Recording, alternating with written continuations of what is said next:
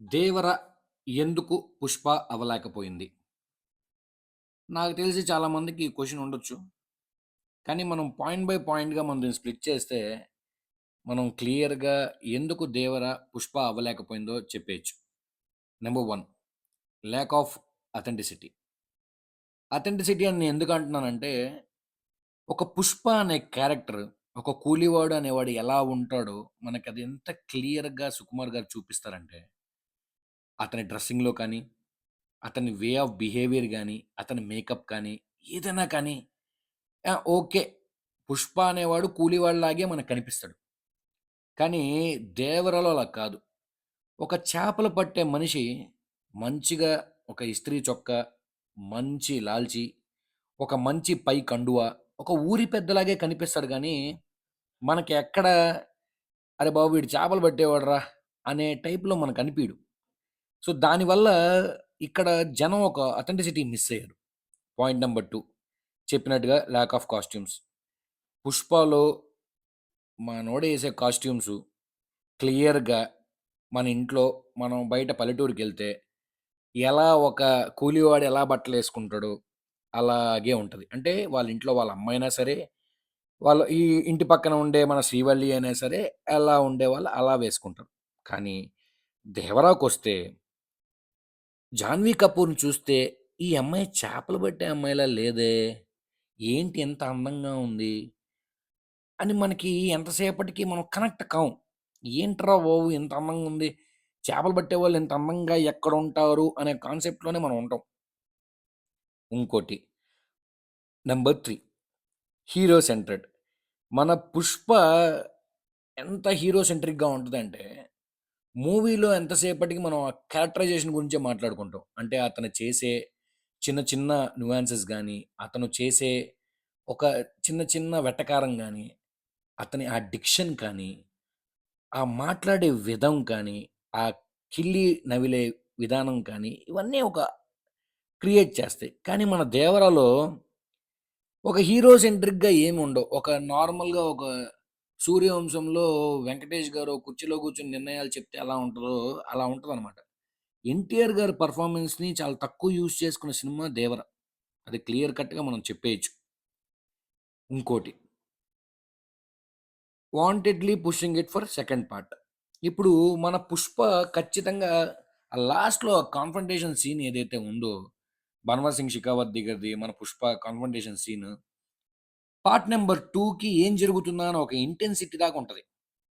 కానీ మనం 'దేవరా'కొస్తే 'దేవర' ఇది ఏంట్రా కావాలనే పార్ట్ 2కి లాగాడా అనే ఒక క్వెషన్ మార్క్‌లో అందరం ఆగిపోయాం. ఏంటి? ఏం జరుగుతోంది? ఇది పార్ట్ 2 కావాలని లాగారు.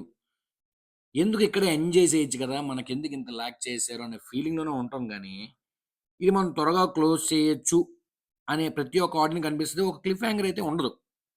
ఇంకోటి కామెడీ.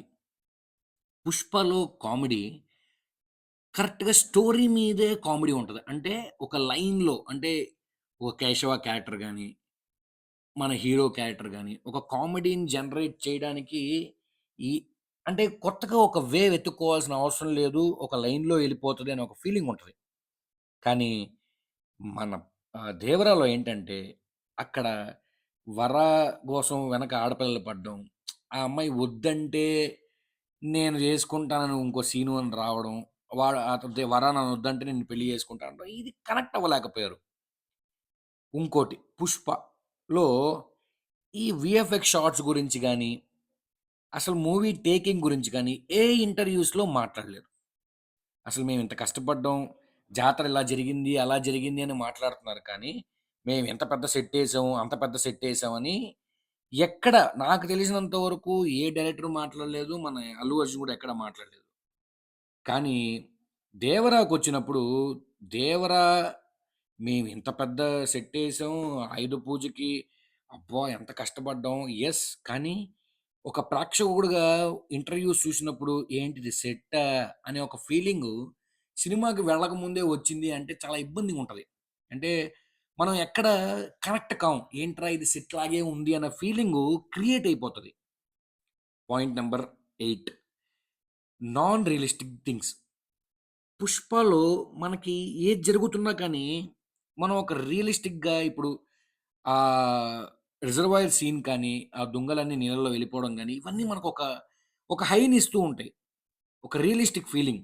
కానీ 'దేవరా'లో ఏదో అంటే ఆ షార్క్‌ని ఏదో కావాలనే పెట్టడం, అంటే ఏదో ఒక షాట్ ఇవ్వాలి, ఏదో చెయ్యాలి అనే ఒక ఇబ్బందిలోనే ఉంటది గానీ, సినిమా బావుంటది. కానీ కొన్ని కొన్ని స్టోరీ పరంగా కొన్ని కొన్ని మంచిగా తీసుకొనుండి, రియలిస్టిక్ పెర్ఫార్మన్స్‌ల కోసం వెయిట్ చేసుంటే 'దేవర' కూడా 'పుష్పలాగా' ఆడుండొచ్చు.